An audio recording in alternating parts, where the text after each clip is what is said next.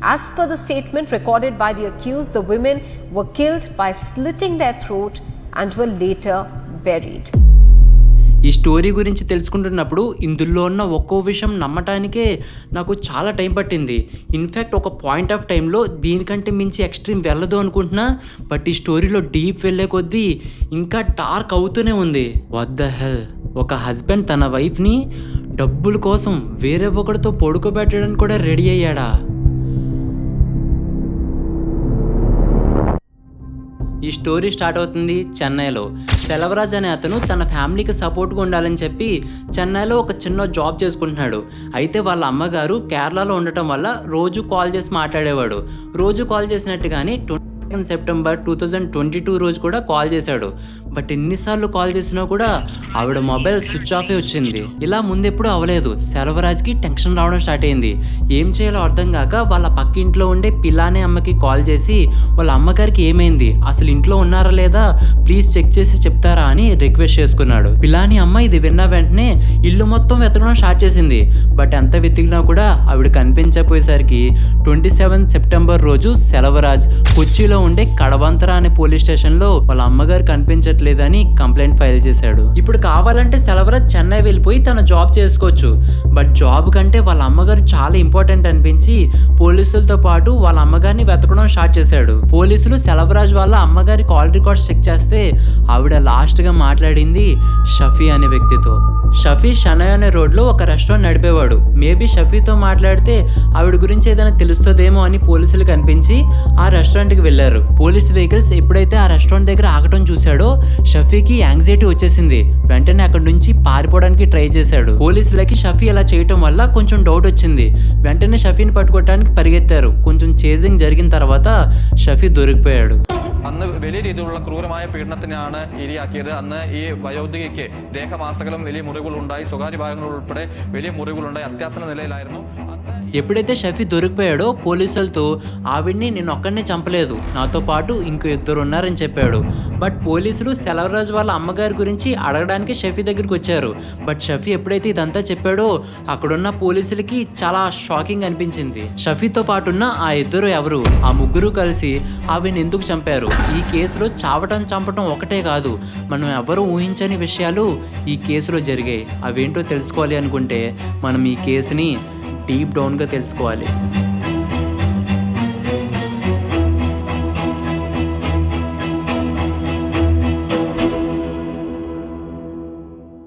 భగవాల్ Singh and Laila Singh వీళ్ళిద్దరూ doctors.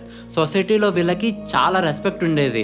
అవతల వాళ్ళతో మాట్లాడేటప్పుడు కూడా వీళ్ళు చాలా ట్రస్ట్వర్తీగా అండ్ హ్యాపీగా మాట్లాడేవారు. వీళ్ళు సోషల్ మీడియాలో కూడా యాక్టివ్గా ఉండేవారు.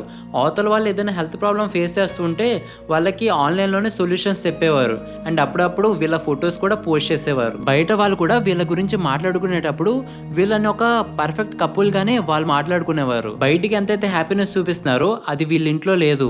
వీళ్ళ ఇంట్లో చాలా ఫినాన్షియల్ ప్రాబ్లమ్స్ ఉన్నాయి. దానివల్ల వీళ్ళు చాలా బాధపడుతూ ఉండేవారు. ఇన్ఫ్యాక్ట్ వీళ్ళ ఆర్థిక పరిస్థితి రోజు రోజుకి దిగజారిపోతూ ఉండేది. వీళ్ళ దగ్గర ఉన్న డబ్బుల్ని ఒక చోట అడ్జస్ట్ చేసి వేరే దగ్గర నుంచి డబ్బులు తీసుకుని ఇంకొక చోట అడ్జస్ట్ చేసి వీళ్ళ జీవితాన్ని ముందుకు తోసుకుంటూ వచ్చారు. 2019లో భగవల్ సింగ్ ఒక ఆమెతో ఫేస్బుక్లో ఫ్రెండ్షిప్ చేయడం మొదలుపెట్టాడు. ఆమె పేరు శ్రీదేవి. భగవల్ సింగ్ శ్రీదేవితో 2 years వరకు మాట్లాడుతూ ఉండేవాడు. ఆ 2 yearsలో ఆయన ఏం చేస్తున్నాడు, ఎక్కడికి వెళ్తున్నాడు, తన లైఫ్లో జరిగే చిన్న చిన్న విషయాల్ని కూడా శ్రీదేవితో షేర్ చేసుకునేవాడు. ఈ 2 సంవత్సరాల్లో ఒక పాయింట్ ఆఫ్ టైం ఎలాంటిది వచ్చిందంటే తను ఎవరికి షేర్ చేసుకుని తన ఫినాన్షియల్ ప్రాబ్లమ్స్ని కూడా శ్రీదేవితో షేర్ చేసుకున్నాడు. అప్పుడు శ్రీదేవి భగవల్ సింగ్ యొక్క సిచ్యువేషన్ అర్థం చేసుకొని తన లైఫ్లో కూడా ఇలాంటి ఫేజ్ ఒకటి వచ్చింది. బట్ ఒకతను చెప్పిన పనులు చేయటం వల్ల తన ఫినాన్షియల్ సిచ్యువేషన్స్ అనేవి చాలా బెటర్ అయ్యాయి అని చెప్పింది. భగవల్ సింగ్ ఎప్పుడైతే ఇది విన్నాడో అతను ఎవరో చెప్పు ప్లీజ్ అని రిక్వెస్ట్ చేసుకోవడం మొదలుపెట్టాడు. కొన్ని డేస్ తర్వాత ఒక అతను వీళ్ళ ఇంటికి వచ్చాడు. ఎవరు అని అడిగితే శ్రీదేవినే నన్ను మీ దగ్గరికి పంపించింది అని చెప్పాడు. అతని పేరు మొహమ్మద్ షఫీ.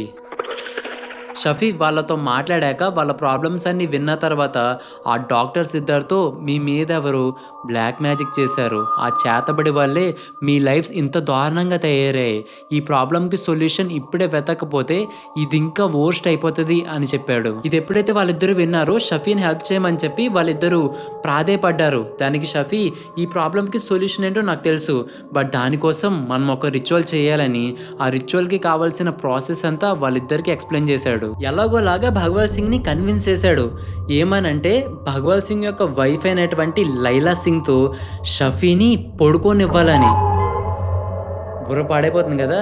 బట్ ఇది ఒకటే కాదు, భగవల్ సింగ్ అదే రూమ్లో, ఏదైతే రూమ్లో షఫీ అండ్ లైలా పడుకుంటున్నారో అదే రూమ్లో ఉండి వాళ్ళు చేసేదంతా వాళ్ళెదురుగా కూర్చొని చూడాలి. యాక్చువల్ ఫక్టప్ థింగ్ ఏంటో తెలుసా, ఇదంతా వాళ్ళు ముగ్గురు కలిసి చేశారు. ఒక 7th క్లాస్ చదువుకున్న షఫీ ఇద్దరి డాక్టర్స్ని ఇంత నీచమైన పని చేయించడానికి ఒప్పించాడు అని తెలవంగానే నా మైండ్ పనిచేయడం మానేసింది. మేబీ ఆర్థిక ఇబ్బందుల వల్ల మనిషి ఇది చేయడానికి కూడా దిగజారిపోతాడేమో అనిపించింది. ఇప్పటిదాకా ఒక లెవెల్ అనుకుంటే ఇప్పటి నుంచి ఈ స్టోరీ ఇంకా డార్క్ అయిపోతుంది. నెక్స్ట్ స్టెప్ కోసం షఫీ మన ముగ్గురం కలిసి ఒక లైఫ్ని సాక్రిఫైస్ చేయాలని చెప్పాడు.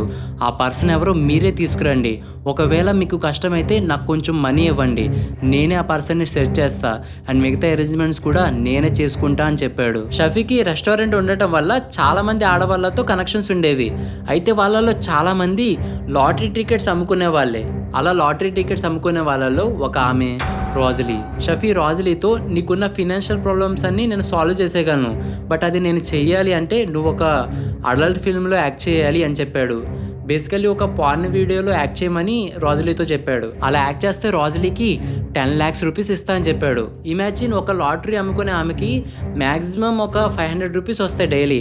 అలాంటిది ఒక వీడియోకి 10 lakhs రూపీస్ ఇస్తా అని చెప్పంగానే రోజలీకి దీనికంటే బెటర్ ఐడియా లేదు అనిపించి వెంటనే ఓకే చెప్పేసింది. ఇంకొక సైడ్ షఫీ రిచువల్కి కావాల్సిన వస్తువులన్నీ తీసుకొని మొత్తం రెడీ చేసుకుంటున్నాడు. ఎప్పుడైతే రోజలీ ఓకే చెప్పేసిందో భగవల్ సింగ్ అండ్ లైలా సింగ్ ఇంటికి రోజలీని తీసుకొచ్చాడు. అక్కడ ఉన్న బెడ్ పైన పడుకోబెట్టి రోజలీ యొక్క చేతుళ్ళు కాలని కట్టేశాడు. రోజలీకి ఇదంతా అడల్ట్ ఫిలింలో ఒక సీన్ లాగా అనిపించి సైలెంట్గా పడుకొని ఉంది. బట్ కొంత టైం తర్వాత షఫీ ఒక మూల కూర్చొని మంత్రాలు చదువుతూ కనిపించాడు. రోజలీ ఎప్పుడైతే ఇదంతా చూసిందో రోజలీకి అర్థమైపోయి గట్టిగా అరుద్దాం అనుకునే లోపు తన వెనకాల నుంచి లైలా సింగ్ వచ్చి ఒక కత్తితో రోజలీ యొక్క పీక కోసేసింది. ఇదంతా ఇక్కడతో ఆగలేదు. వాళ్ళు ముగ్గురు కలిసి రోజలీని ముక్కలు ముక్కలుగా కోసి ఆ మాంసాన్ని తిన్నారు. ఎంత నమ్మకూడదు అనుకున్నా కూడా నమ్మి తీరాల్సిన క్రూరమైన రియల్ స్టోరీ ఇది. అసలు భగవల్ సింగ్ ఇంట్లో మనీ ప్రాబ్లం ఉంది. పైగా షఫీకి మనీ ఇచ్చి ఇదంతా చేయించడం వల్ల వాళ్ళ ఆర్థిక పరిస్థితి ఇంకా నాశనం అయిపోయింది. వాళ్ళ ప్రాబ్లంకి సొల్యూషన్ కోసం ఏదైతే రిచువల్ చేశారో అది చేసిన తర్వాత కూడా వాళ్ళకి ఎటువంటి రిజల్ట్స్ కనిపించట్లేదు. ఇంకా ఫ్రస్ట్రేట్ అయిపోయిన వాళ్ళిద్దరూ షఫీ దగ్గరికి వెళ్ళి ఇంత చేసిన తర్వాత కూడా మా లైఫ్లో ఎందుకు చేంజ్ రాలేదు అని అడిగారు. దానికి షఫీ, మీ మీద చేసిన చేతబడి చాలా భయంకరమైనది, మనం ఏదైతే రిచువల్ చేశామో అది సరిపోలేదు, మన ముగ్గురం కలిసి ఇంకొక ప్రాణాన్ని బలి ఇవ్వాలి అని చెప్పాడు. ఫస్ట్ చేసినట్టుగానే నాకు మనీ ఇవ్వండి, మీకు ఎటువంటి ప్రాబ్లం రానివ్వకుండా నేను ఇంకొక మనిషిని తీసుకొస్తా, ఈసారి బలిచ్చిన తర్వాత మీరు ఏదైతే ఉద్దేశంతో ఇదంతా చేస్తున్నారో అది ఖచ్చితంగా నెరవేరుతుంది అని చెప్పాడు. షఫీకి ఆల్రెడీ లాటరీ అమ్ముకునే వాళ్ళతో కాంటాక్ట్ ఉంది కాబట్టి ఆ వర్క్ చేసే వాళ్ళలో పద్మ అనే ఆవిడ్ని ట్రాప్ చేయడం మొదలుపెట్టాడు. ఏ విధంగా అయితే రోజలీని అడిగాడో అదే విధంగా పద్మను కూడా అడల్ట్ ఫిల్మ్లో యాక్ట్ చేస్తే 10 lakhs రూపీస్ ఇస్తా అని చెప్పాడు. ఇప్పుడు పద్మ మైండ్లో ఏముందంటే తన కొడుకైనటువంటి సెలవరాజ్కి రీసెంట్గానే జాబ్ వచ్చింది. సో అప్పుడు దాకా చేసిన అప్పులన్నీ తీర్చేయడానికి ఇదే బెస్ట్ ఆపర్చునిటీ అనుకుంది.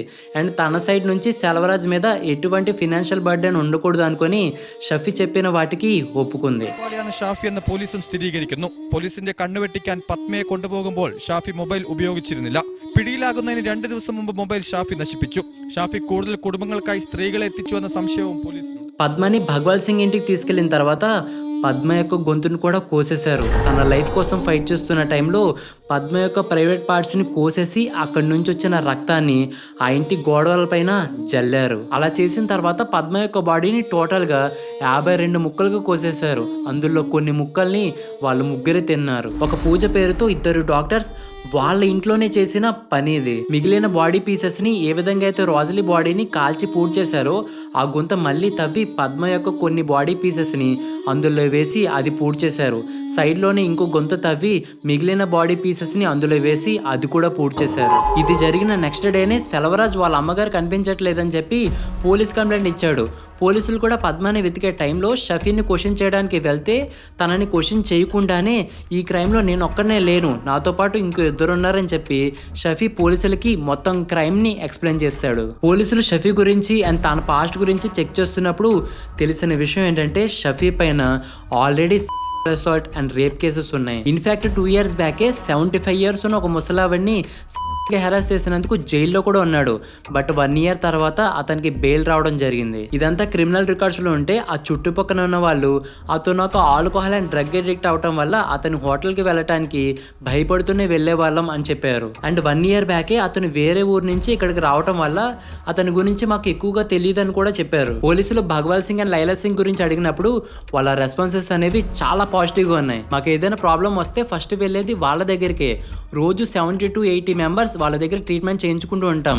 మేబీ షఫీనే ఇదంతా చేసి వాళ్ళ మీద గెంటడానికి ట్రై చేస్తున్నాడు అని ఊరి జనాలంతా వాళ్ళిద్దరిని డిఫెండ్ చేసుకుంటూనే వచ్చారు. బట్ రియాలిటీలో ఆ డాక్టర్స్ ఏదైతే మంచితనం జనాలకి చూపిస్తున్నారో అంతకంటే దారుణమైన క్రిమినల్ థాట్స్ అండ్ వాళ్ళ ప్రాబ్లమ్స్ని సాల్వ్ చేసుకోవడానికి అవతల మనిషిని కిరాతకంగా చంపే సైకాలజీ వాళ్ళ మైండ్స్లో ఉన్నాయి. ఇదంతా నేను ఎందుకు చెప్తున్నానంటే మన చుట్టుపక్కల ఉండేవాళ్ళు, మనం నమ్మేవాళ్ళు మనం అనుకుంటున్నట్టు కాదేమో, వాళ్ళ ఇంట్లో కూడా ఇలాంటి ప్రాబ్లమ్స్ ఉండొచ్చు, వాళ్ళు కూడా ఇలాంటి రిచువల్స్ చేస్తూ ఉండొచ్చు. క్వైట్ పాసిబుల్ థింగ్ ఏంటంటే మీరే వాళ్ళ నెక్స్ట్ టార్గెట్ అవ్వచ్చు.